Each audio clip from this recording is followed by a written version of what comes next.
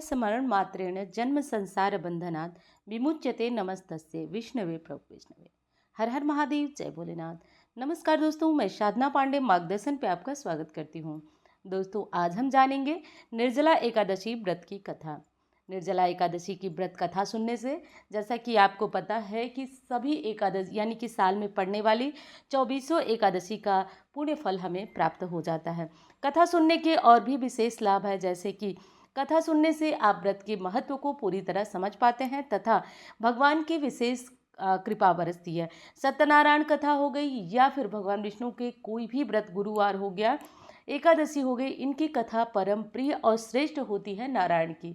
इसलिए आप भगवान विष्णु का ध्यान करें और सर्वप्रथम भगवान विष्णु के ध्यान से पहले भी हमें गणपति ध्यान करना चाहिए। ओम श्री गणेशाय नमः। गणेश जी का ध्यान करें। हाथों में चने की अक्षत ले लें। पूजा विधि मैं बता चुकी हूँ, सुबह या शाम में उस विधि से एक बार पूजा आप ज़रूर करिए। यदि आप वो पूजा विधि नहीं देखें तो चैनल पे चेक कर सकते हैं।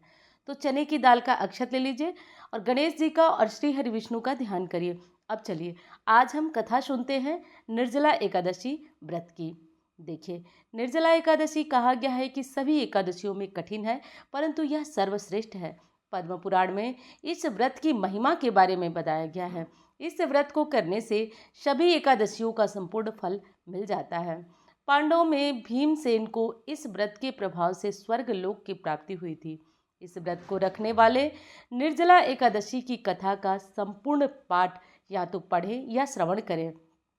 पद्म पुराण में दी गई यह कथा निम्न है, जो कि मैं आगे आपको सुनाने जा रही हूँ। युधिष्ठिर ने कहा, हे जनार्दन, अपरा का सारा महात्मा मैंने सुना लिया। अब ज्येष्ठ के शुक्ल में जो एकादशी हो उसका वर्णन कीजिए। भगवान श्री कृष्ण बोले, राजन, इसका वर्णन परम धर्मात्मा सत्यवती नंदन व्यास जी करेंगे, क्योंकि वे संपूर्ण शास्त्रों के तत्वज्ञ और वेद वेदांगों के पारंगत विद्वान हैं। ऐसा बोल करके वेद व्यास जी कहने लगे, दोनों ही पक्षों की एकादशियों को भोजन न करें। द्वादशी को स्नान आदि से पवित्र हों। फूलों से भगवान केशव की पूजा करें। नित्य कर्म समाप्त होने के पश्चात तथा ब्राह्मणों को भोजन देकर अंत में स्वयं भोजन करें। हे राजन, जनाना शौच और मरना शौच में भी एकादशी को भोजन नहीं करना चाहिए। यह सुनकर भीमसेन बोले, परम बुद्धिमान पितामह, मेरी उत्तम बात सुनिए। राजा युधिष्ठिर, माता कुंती, द्रौपदी, अर्जुन, नकुल और सहदेव ये एकादशी को कभी भोजन नहीं करते तथा मुझ में ही हमेशा यही कहते हैं कि भीमसेन, तुम भी एकादशी को अन्न न खाया करो। किंतु मैं इन लोगों को यही कह दिया करता हूँ कि मुझसे भूख नहीं सही जाएगी। भीमसेन की बात सुनकर व्यास जी ने कहा कि हे पुत्र, यह तुम स्वर्ग लोक की प्राप्ति और अभिष्ट की प्राप्ति करना चाहते हो और नरक को दूषित समझते हो, तो दोनों पक्षों की एकादशी को भोजन न करो। भीमसेन बोले, महाबुद्धिमान पितामह, मैं आपके सामने सच्ची बात कहता हूँ। एक बार भोजन करके भी मुझे व्रत नहीं किया जा सकता, फिर उपवास करके तो मैं कैसे रह सकता हूँ। मेरे उदर में वृक्क नाम की अग्नि सदा प्रज्वलित रहती है, अतः जब मैं बहुत अधिक खाता हूँ तभी वह शांत रहती है। इसलिए महामुनि, मैं वर्ष भर में केवल एक ही उपवास कर सकता हूँ, जिससे स्वर्ग की प्राप्ति सुलभ हो तथा जिसके करने से मैं कल्याण का भागी हो सकूं। ऐसा कोई व्रत निश्चय करके बताइए जिसका यथोचित रूप से मैं पालन कर सकूं। व्यास जी ने कहा, हे भीमसेन, ज्येष्ठ मास में सूर्य वृष राशि में हो, मिथुन राशि पर हो, शुक्ल पक्ष में एकादशी हो, उसका यत्न पूर्वक निर्जल व्रत करो। केवल कुल्ला या आचमन करने के लिए मुख में जल डाल सकते हो। उसको छोड़कर और किसी प्रकार का जल विद्वान पुरुष मुख में न डालें, अन्यथा व्रत भंग हो जाता है। एकादशी को सूर्योदय से लेकर दूसरे दिन के सूर्योदय तक मनुष्य जल का त्याग करे तो यह व्रत पूर्ण माना जाता है। तदनंतर द्वादशी को निर्मल प्रभात काल में स्नान कर ब्राह्मणों को विधिपूर्वक जल और सुवर्ण का दान करें तथा इस प्रकार सब कार्य को पूरा कर जितेंद्रिय पुरुष ब्राह्मणों के साथ भोजन करें। वर्ष भर में जितनी एकादशियां होती हैं उन सबका फल निर्जला एकादशी के सेवन से मनुष्य प्राप्त कर सकता है। इसमें तनिक भी संदेह नहीं है। शंख चक्र और गदा धारण करने वाले भगवान केशव ने कहा था कि यदि मानव सबको छोड़कर मात्र एक मेरी शरण में आ जाए और एकादशी को निराहार रहे तो वह सब पापों से छूट जाता है।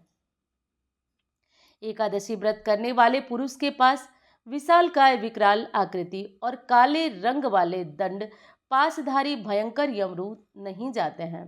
अंतकाल में पीतांबरधारी सौम्य स्वभाव वाले, हाथ में सुदर्शन धारण करने वाले और मन के समान वेगशाली विष्णुदूत आकर इस वैष्णव पुरुष को भगवान विष्णु के धाम ले जाते हैं। अतः निर्जल एकादशी को यत्नपूर्वक उपवास करना चाहिए।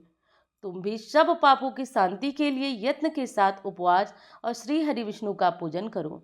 स्त्री हो या पुरुष, यदि उसने मेरु पर्वत के बराबर भी महान पाप किया हो तो वह सब एकादशी के प्रभाव से जलकर भस्म हो जाता है।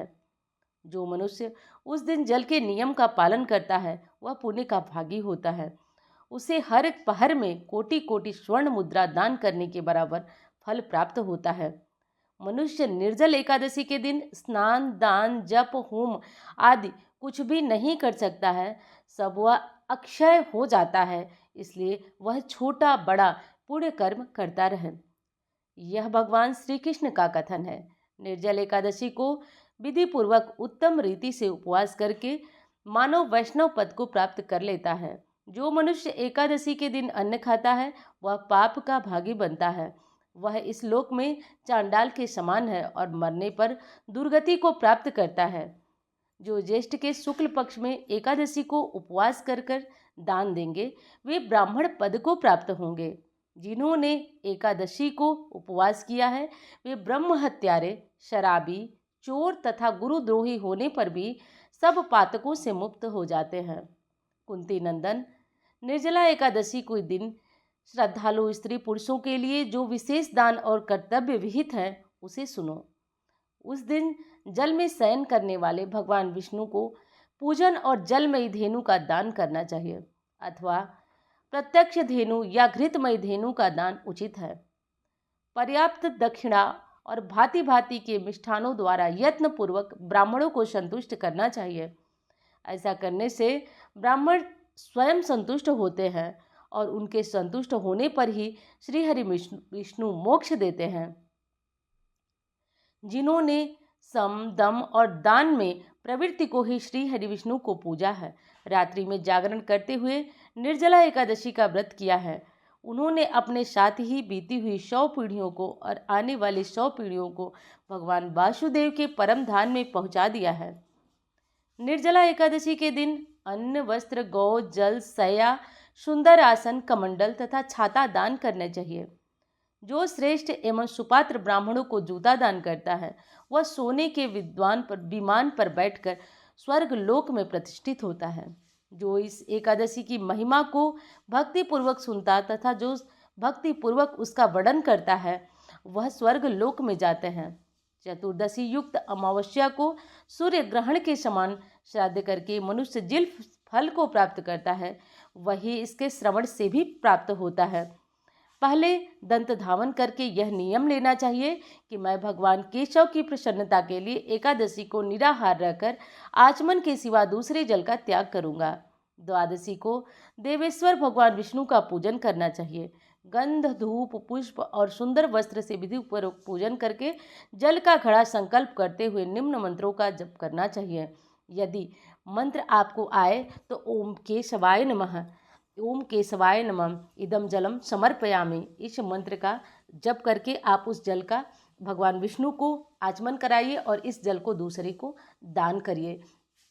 उसके बाद दोस्तों, संसार सागर में तारने वाले देवेश्वर ऋषिकेश, इस जल के घड़े का दान आप मुझसे परम गति से दिलवाइए, ऐसा बोलकर आप कर सकते हैं। भीमसेन ज्येष्ठ मास में शुक्ल पक्ष की जो शुभ एकादशी होती है उसका निर्जल व्रत करना चाहिए तथा उस दिन श्रेष्ठ ब्राह्मणों को शक्कर के साथ जल के घड़े का दान करना चाहिए। ऐसा करने से भगवान विष्णु के समूह पहुंचकर अनंत आनंद का अनुभव होता है। तत्पश्चात एकादशी को ब्राह्मण भोजन कराने के बाद स्वयं भोजन करें। द्वादशी को ब्राह्मण भोजन कराने के बाद स्वयं भोजन करें। जो इस प्रकार पूर्ण रूप से पापनाशिनी एकादशी का व्रत करता है वह सब पापों से मुक्त हो जाता है। यह सुनकर भीमसेन ने भी इस शुभ एकादशी का व्रत प्रारंभ किया।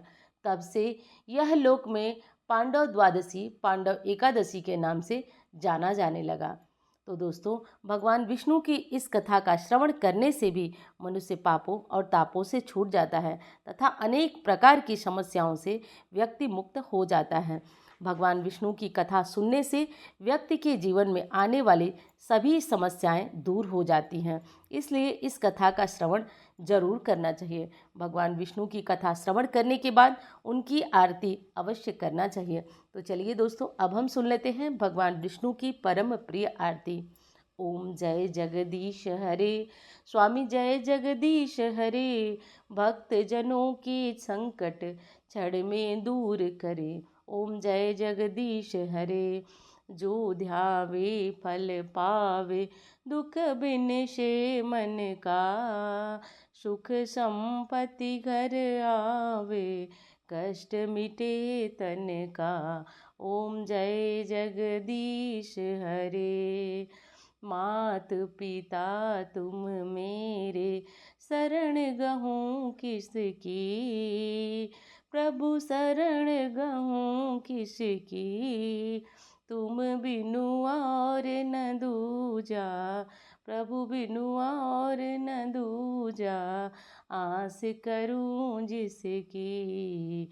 ओम जय जगदीश हरे, तुम पूरन परमात्मा, तुम अंतर्यामी,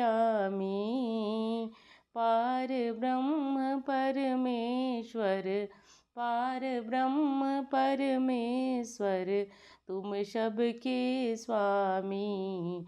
ओम जय जगदीश हरे, तुम करुणा के सागर, तुम पालन करता, प्रभु तुम पालन करता, मैं मूरख खल कामी, मैं मूरख खल कामी, कृपा करो भरता।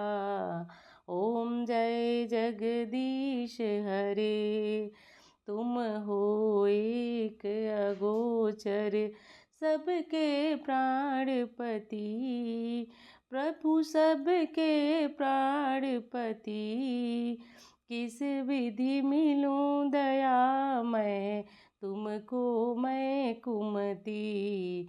ओम जय जगदीश हरे, दीन बंधु दुख हरता, रक्षक तुम मेरे, प्रभु रक्षक तुम मेरे, अपने हाथ उठाओ, अपनी शरण लगाओ, द्वार पड़ी तेरे। ओम जय जगदीश हरे, विषय विकार मिटाओ, पाप हरो देवा, प्रभु पाप हरो देवा, श्रद्धा भक्ति बढ़ाओ, श्रद्धा भक्ति बढ़ाओ, संतन की सेवा।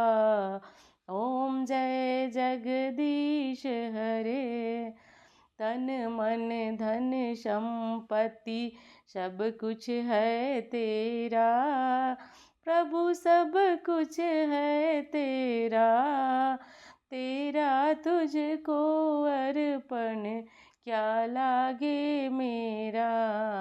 ओम जय जगदीश हरे। दोस्तों, ये थी भगवान विष्णु की परम प्रिय आरती। कथा कैसी लगी और पूजा विधि की वीडियो आप लोग एक बार शाम को भी उस विधि से पूजा कर सकते हैं। तो अगर आपने चेक नहीं किया तो कर लीजिएगा। अच्छी लगे तो लाइक करना मत भूलिएगा। लाइक करिए और कमेंट बॉक्स में आप हर हर महादेव श्री हरि विष्णु ज़रूर लिखिए। धन्यवाद। हर हर महादेव।